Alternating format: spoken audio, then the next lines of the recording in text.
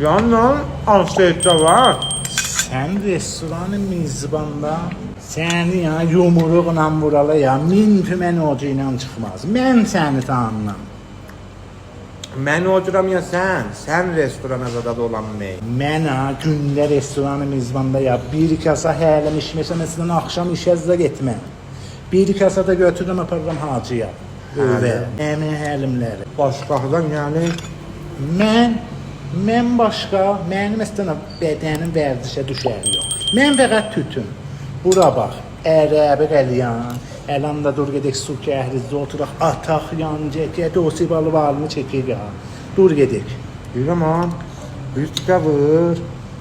Bura bax, yox. Oy gedək yaxışsın. Mən laf əlan nahar yemişim. Nəmə? Heç aclığım yox.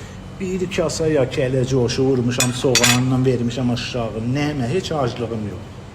Olan Dur gedək. mizban bərgidir ya. Bir tikə vır. Bir görüm elə də israr eləyib bir Bir tikə vır. Qoy mənə də yapışam.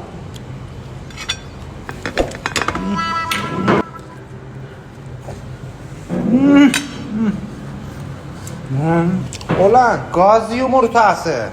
Qozu baş. Bundan belə bir tikəni övüzdə vır, naharşama gəl bizə.